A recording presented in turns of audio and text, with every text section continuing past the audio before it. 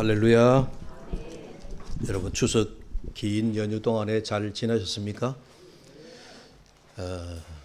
아침에도 우리 오성덕 우리 세교우가 제 방에 와서 이제 추석 연휴 지난 이야기를 하면서 목사님 추석 연휴 어떻게 지냈습니까? 그렇게 여쭙는데 잘 지냈다고. 근데 목사가 이번 지난주에 추석 연휴 때문에 수요 예배 안 드렸잖아요. 중간에 그래도 또 일주일 내내 우리 교우들 얼굴을 못 보니까 목사가 교우들의 얼굴을 못 보면 외로워요. 교우들이 중간에 한번 얼굴을 더 뵈야 되는데 얼굴을 못 뵈서 보고 싶어가지고 상사병이 났다고 제가 그렇게 이야기를 했는데, 여러분 이번 연휴가 너무 길으셔가지고 아마 연휴 후유증도 아마 많이 있으실 것이고, 연휴가 길면요 좋은 점도 있는데 너무 오래 쉬다 보면 몸이 피곤해요. 그렇죠? 이제 일상으로 돌아오셨으니까 이제 다시 힘을 내서 또 남은 10월 또 11월 12월 우리 연말 하반기를 통해서 잘 달려갈 수 있기를 바랍니다. 이제 입시철이 점점 가까워오는데 우리 대구의 팔공산에 가면 입시철에 전국에서 모여드는 유명 명소가 하나 있습니다. 여러분 대충 아시죠? 팔공산에 갓바위라고 하는 곳이 있습니다. 속설에 의하면 그 갓바위에 가서 소원의 기도를 빌면 평생에 한 가지 소원은 이루어진다 뭐 그러는데, 이상하게 입시철이 되면 사람들이 인산인해를 이루는 것을 보게 되어집니다. 저기 전라도 호남 쪽에 가면 목포 바닷가에 우리와 똑같은 바위는 아니지만 거기도 가니까 갓바위라고 하는 것이 있더라고요. 그런데 팔공산에 있는 갓바위는 사람의 손으로 돌을 다듬어서 만들어 놓은 조형물로 이제 우리가 갓바위라고 이름을 그렇게 붙이는 것 같고, 목포 해안가에 있는 갓바위는요 해풍에 의하여서 자연스럽게 돌이 깎이면서 모양이 꼭 갓을 선 모양, 그래서 사람들이 갓바위다 그렇게 부르는 것 같습니다.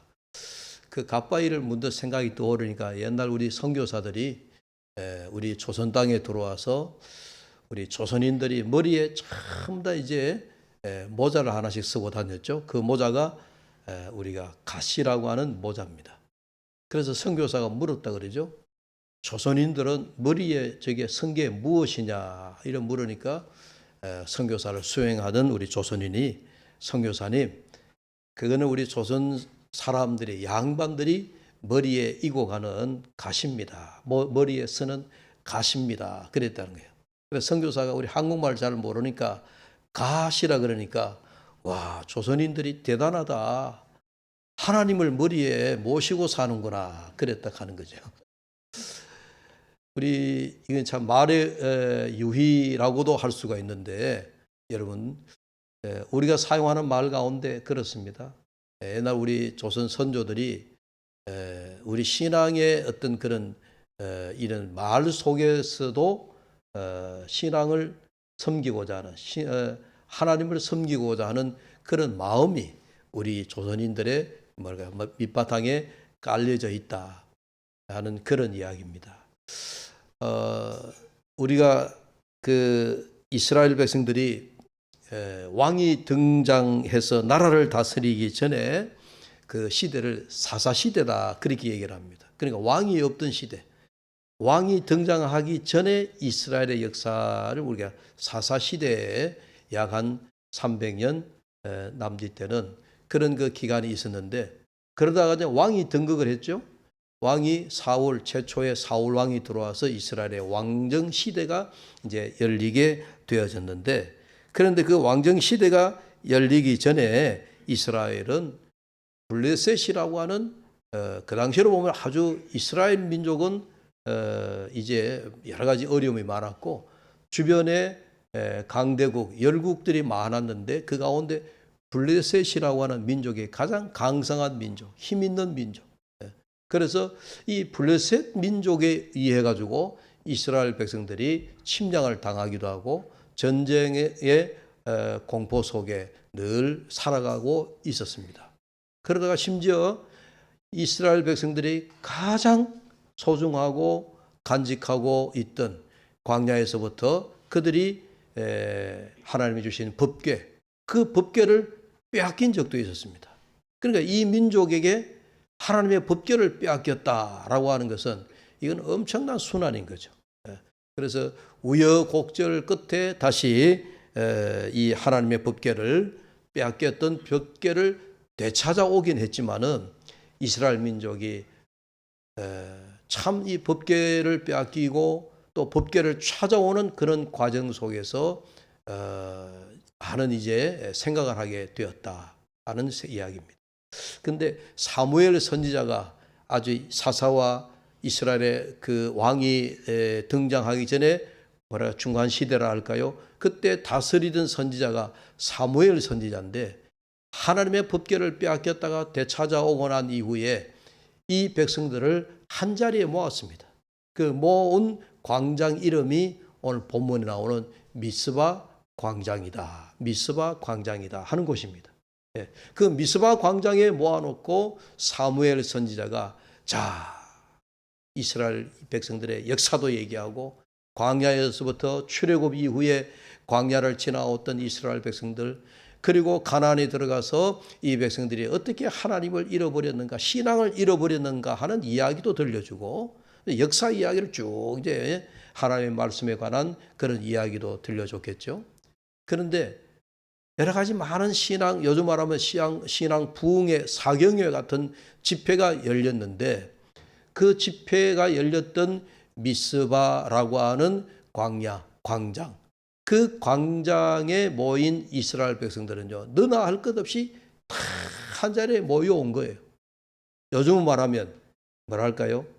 우리가 저희 교회는 그런 부흥 집회 제가 오고 난 이후에 한 번도 열지를 못했는데 일반 교회들 1년에 뭐 봄, 가을로 혹은 신년 뭐 이렇게 송년 집회, 뭐 부흥 집회를 많이 하죠.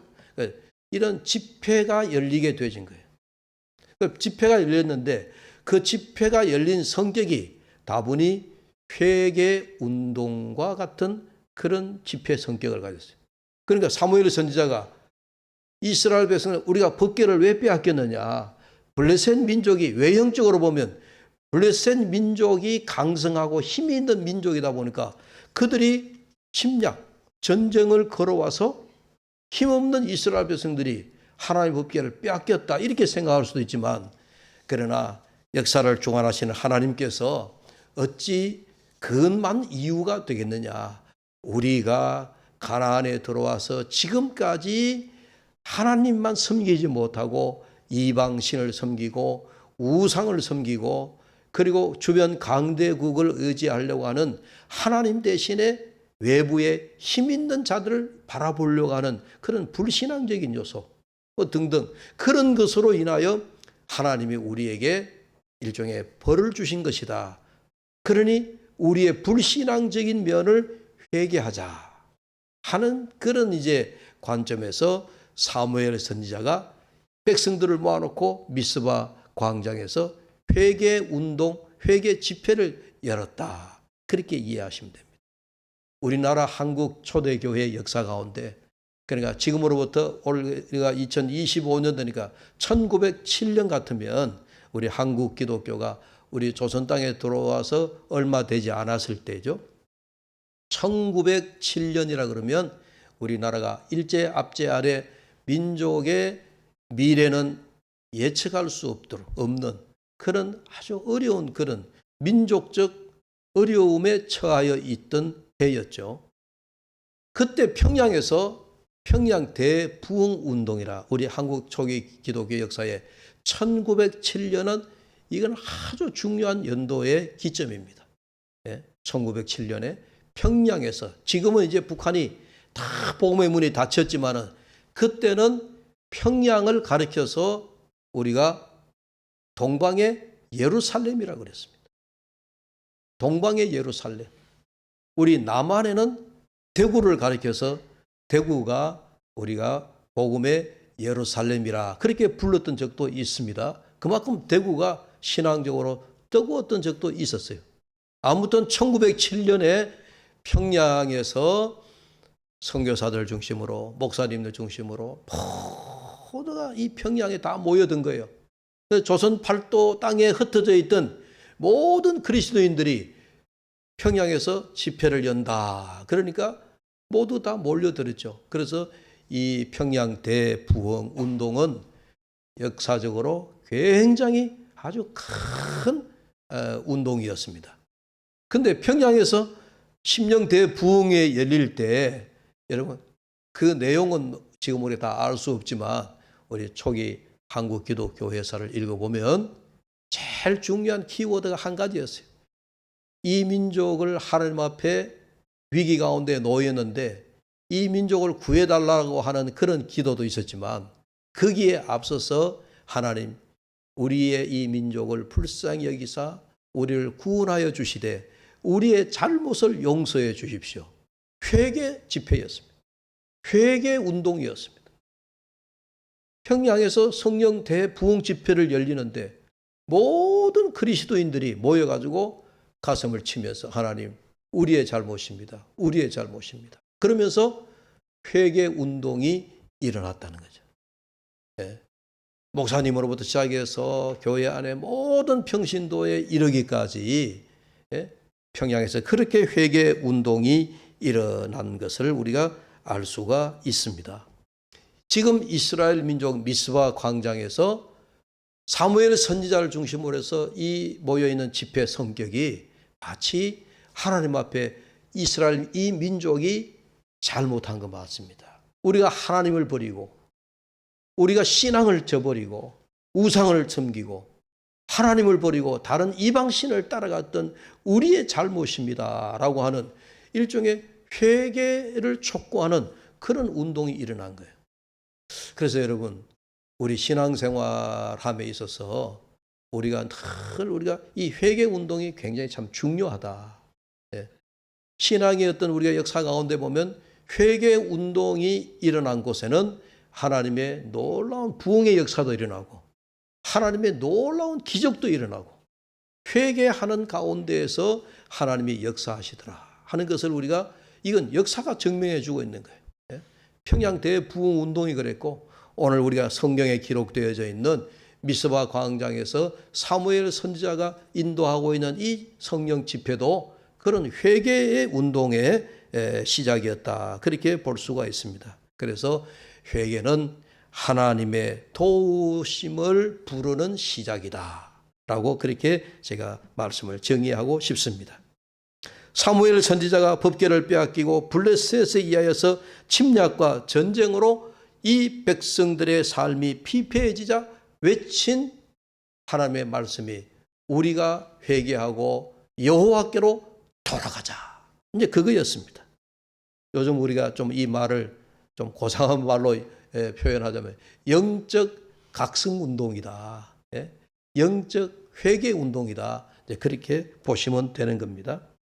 그래서 오늘 본문에 이제 나오지 않지만 원래 이제 이 7장 3절 말씀부터 앞부분부터 다 읽으면 그 내용이 연결이 되어지는데 앞에 있는 구절들은 제가 읽지 않았습니다만은 이 사무엘 선지자가 미스바 광장에 모아놓고 백성들에게 금식 선포를 합니다. 여러분 금식 아죠? 밥 먹지 아니하고 굶으면서 하나님 앞에 우리가 금식하며 백성들이 회개하고 기도했다 하는 그런 말씀이 있습니다. 이런 보십시오. 우리가 금식하며 기도한다라고 하는 이야기는 그만큼 우리가 정말 절박한 심정을 가지고 하나님 앞에 회개하며 나아간다 하는 그런 이야기죠. 우리가 살아가면서 우리 삶의 어떤 위험한 고비를 우리가 당하여 넘어갈 때마다 마치 무거운 짐을 수레에 가득 싣고 언덕 위로 올라갈 때 우리가 얼마나 힘이 들어요. 우리 인생의 고비고비마다 그런 가득 짐을 실은 수레를 끌고 언덕을 올라가는 그런 절박한 심정을 가지고 하나님 앞에 기도하는 거죠. 그럴 때 하나님께서 그들을 회복시켜 주시더라 하는 이야기. 그래서 회개는 패배한 인생을 승리의 길로 이끄는 첫 걸음이기도 합니다.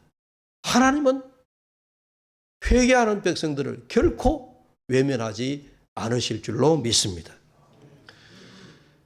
금년 10월 달이 이제 지난 제가 연휴 가운데 제가 책을 보면서 이 한국교회 트렌드라고 하는 책이 요즘 이제 한 3년, 이제 금년에 4년 차 발간이 되어서 뭐 다른 사회 각계에서는 별로 뭐 아직 뭐 기독교에 관심이 없는 사람들은 모르겠으나 교회와 기독교에 관심 있는 사람들은 한국교회 트렌드라고 해서 2026년 책이 이제 벌써 지난 10월 초에 발간이 되었었습니다. 그래서 이 한국교회를 데이터로 보는 한국교회. 그러니까 한국교회가 이렇다 저렇다 사람들이 말은 많지만은 이 기독교 한국교회 목회 데이터 연구소라고 하는 그런 그 연구소 이름으로 이 땅에 있는 교회들을 대상으로 데이터로 이제 한국교회를 말하는 거예요. 그래서 이 책을 이제 우리 목사님들이나 교회 지도자들이 매우 엄중하게 보면서 한국교회 현실을 우리가 알게 되어지고 직시하고 또 우리가 깨달을 건 깨닫고 또 고쳐야 할 건 고쳐야 되고 하는 그런 부분입니다. 근데 26년도 이 한국교회 트렌드가 보니까 여러 가지 많은 이야기들을 하고 있는데 좌우지간 한국교회가 뭐 여러 가지 데이터 뭐 이 한두 가지가 아닙니다. 굉장한 노령화되어 있는 한국교회, 전도되지 않는 한국교회, 또 뭐 여러 가지 이제 그런 일들이 많은데 제가 다른 얘기는 다 말씀드릴 수 없고 이 데이터 가운데 한국교회의 목사님 목회하고 있는 목회자들의 수가 몇 명이냐 데이터로 보니까 이거는 통계청의 통계청 자료 조사를 근거로 해서 나온 이야기입니다만은 약 12만 명 정도 돼요. 여러분 놀라지 않으시네요? 이 땅에 목사님들이 10만 명이 넘는다는 얘기예요. 많죠? 네. 그런데 이제 이 수가 앞으로 어떻게 이제 점점점 줄어들는지는 모릅니다. 왜냐하면 신학교의 신학생들의 수가 지금 신학교에 입학하는 학생이 없습니다. 이 지금 현재 신학교에 입학하는 학생이 없다 그러면 앞으로 10년, 20년 후에는 지금 목회하고 있는 목사님들이 다 은퇴하고 나면 대를 이어서 목회하는 사람이 없는 거예요. 네. 그러다 보니까 이제 지금은 10만 명이 넘지만 앞으로 10년 후 되면은 이것이 8만 명, 또 10년 후가 되면 20년 후가 되면은 5만 명. 이제 한국 교회에 점점 목회자의 수가 점점 줄어드는 그런 이제 통계가 나오게 되어지죠. 그래서 제가 목사님들이 한 10만 명 된다 그러면 초, 중, 고등학교 교사들은 몇 명이나 될까 이게 제가 궁금해가지고 통계청에 가보니까 초등, 중등 교사들이 51만 명이에요. 학교 선생님들이 51만 명 정도, 50만 명 정도 된다. 이제 그렇게 생각하시면 돼요. 대학 교수들은 그럼 몇 명이냐? 대학 교수는 통계청 자료에 약 24만 명이에요. 그럼 한번 비교해 보십시오. 학교 선생님들이 50만 명이 넘고 대학 교수들이 20만 명이 넘는데 우리 목사님들은 한 10만 명 정도 된다. 뭐 그래 비하면 목사들은 수의 이제 절반도 되지 않는 숫자지만은 그런데 이 목회 데이터 연구소의 지용건이라고 하는 대표가 그 다음 하는 말이 중요한 말을 이런 말을 해요. 그분은 이제 교사들이나 교수들이나 이런 통계를 내놓지 않았고 우리 목회자의 통계만 내놨는데 비교하는 것은 제가 비교를 해봤는데 이 지용건 대표가 하는 이야기가 약 10만 명이 넘는 한국교회 목사님들이 매 주일마다 강단에서 선포하는 그 선포의 말씀이 이 나라, 이 민족, 우리 백성들의, 우리 국민들에게 정신, 문화적인 지주를 이루고 있는, 기초를 이루게 하는 그런 중요한 정신, 문화, 뭐랄까요? 계승자다. 이제 그렇게 높이 평가를 해요. 왜? 여러분 생각해 보십시오.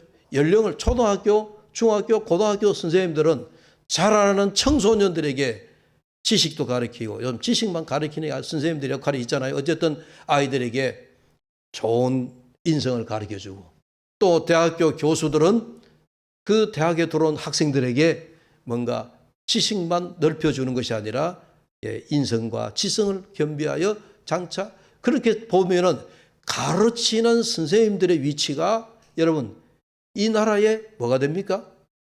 교육이 100년 대계를 본다 그러잖아요. 참 중요한 역할을 있는 것이죠.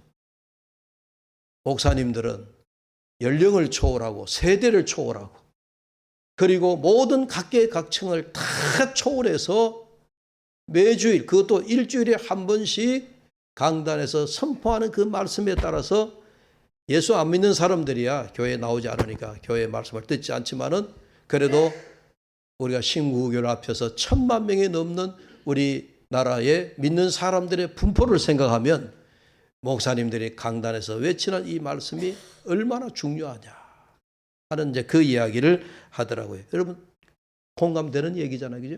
그래서 알게 모르게 목사님들에 의해서 하나님 말씀을 선포하지만 그 속에 우리가 살아가야 할 방법도 가르치고 우리가 사람들과의 관계도 가르치고 또 우리가 어떻게 인성으로 어떻게 지성으로 그리고 궁극적으로 어떻게 영성으로 살아야 될 것이냐 그런 걸 가르치는 자가 강단에서 말씀을 선포하는 목사들이라고 생각할 때 야, 이 목사들의 책임이 정말 무겁다.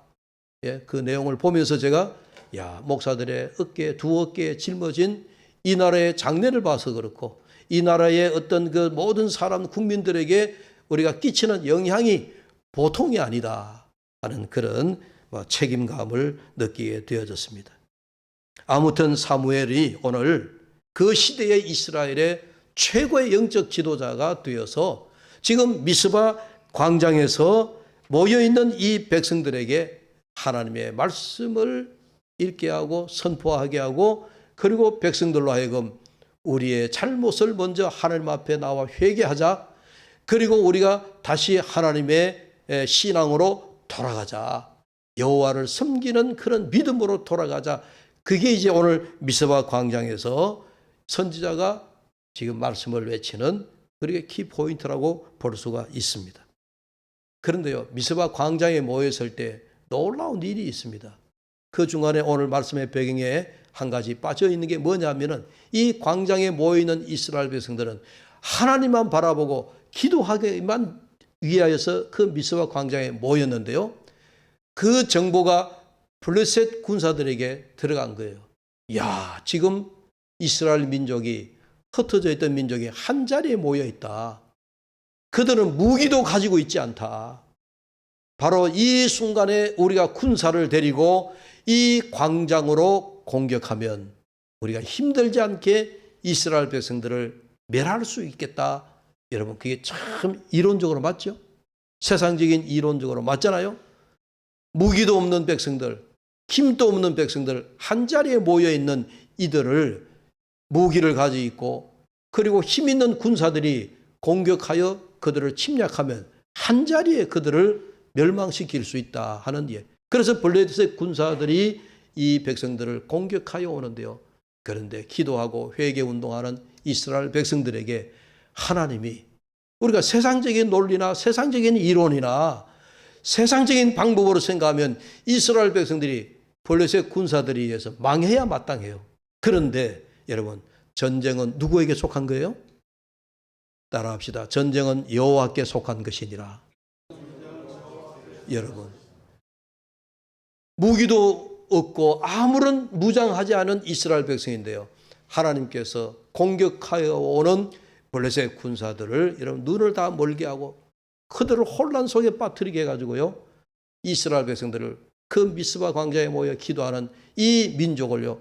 그대로 지켜주신 거예요. 이게 여러분 하나님이 우리가 하나님께 매여 있으면 우리가 하나님께 속해 있으면 내가 싸워야 할 그 자리에 여호와께서 대신 싸워주신다는 거예요. 이게 이스라엘 백성들이 여러분 전쟁터에 나갈 때도 이런 믿음을 가지고 이들이 살아갔거든요. 이 말씀이 오늘 우리 삶에 적용하고 우리 삶의 이 말씀을 여러분 그대로 받아들인다면 여러분 그렇다고 일하지 말라는 얘기는 아니에요. 우리가 우리 삶의 자리에서 우리가 일하는 일터에서 내가 열심히 살아가고 내가 할 일을 다 해야 되지만 우리의 마음의 중심이 누구에게 있어야 된다는 거예요? 여호와께 속해 있어야 된다. 내가 아무리 바등바등 산다고 살아도 여러분 안 되는 건 어쩔 수 없더라고요. 그렇죠? 여러분 힘으로도 돼요? 능으로도 돼요? No, 안 돼요. 힘으로도 안 되고 능으로도 안 되고 오직 주의 신으로 되느니라. 할렐루야.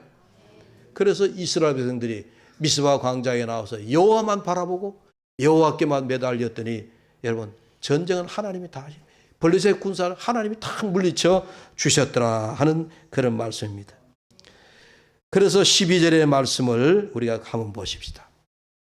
12절의 말씀을 다시 한번 읽어봅니다. 한 목소리를 같이 읽겠습니다. 사무엘이 돌을 취하여 미스바와 센 사이에 세워 이르되 여호와께서 여기까지 우리를 도우셨다 하고 그 이름을 에벤에셀이라 하니라. 아멘. 여러분, 그래서 에벤에셀이라고 하는 말이 나온 거예요. 하나님이 우리를 도우셨다는 거예요. 도움의 돌이라는 거예요. 내가 전쟁하지 않았어요? 내가 블레셋과 싸우지 않았어요? 나는 미스바 광장에 모여서 오직 하나님만 붙들고 하나님께 매어달려 기도했는데 하나님께서 군사를 물리쳐 주시고 쳐들어오는 블레셋 군사를 혼비백산 다 쫓겨나게 하시고 하나님이 전쟁에 승리케 하시고 우리는 무기 하나 들지 않았음에도 불구하고 전쟁에 승리케 하신 하나님. 그래서 이 광경을, 이 현장을 사무엘 선지자도 보았고 기도하고 있던, 회개 운동하고 있던 이스라엘 백성들도 보았고, 그래서 미스바 광장 센 사이 그 중간에다가 돌을 세워서 이 돌이 여호와께서 우리를 도우셨다 하는 의미로 그 돌 이름을 붙이기를 에벤에셀이라 그렇게 붙였다는 거예요. 참 놀라운 일이잖아요. 에벤에셀이 바로 도움의 돌이다 하는 그런 의미입니다. 도움의 돌이라고 하면 여호와께서 여기까지 우리를 도우셨다 하는 말씀이에요. 그런데 여러분, 오늘 제가 결론적으로 이런 말씀을 드리고 싶습니다. 시편 기자가 말하기를 54편 4절에 하나님은 나의 돕는 자시라 주께서 내 생명을 붙드는 자와 함께 하시나이다. 시편 기자는요, 여러분 54편 4절 콕 기억, 하나님은 나를 돕는 자라고 이렇게. 이 시편 기자가 여호와가 나의 도움이 되신다는 거예요. 오늘 이 사무엘 상에서 사무엘 선지자가 경험한 에벤에셀의 그 경험을 시편 기자는 여호와는 나를 도우시는 자라. 여러분, 때로는 우리의 모습이 참 부족하고 우리가 연약하고 넘어질 때도 많고 그렇죠.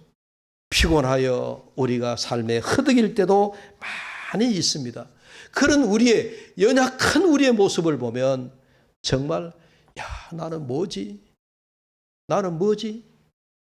하는 그런 우리가 참 자책스러운 그런 생각을 많이 갖게 되어지는데, 그러나 하나님은 그 우리의 연약함 속에서 우리를 붙드시는 하나님이신 줄로 믿습니다. 우리를 도우시는 에벤에셀의 하나님이신 줄로 믿습니다. 나의 삶의 중앙에 계셔서 언제나 나를 도우시는 분이다라고 하는 것, 이걸 우리가 삶을 통해서 우리의 입술로 통해서 저와 여러분이 고백할 수 있게 되기를 주의 이름으로 축복합니다.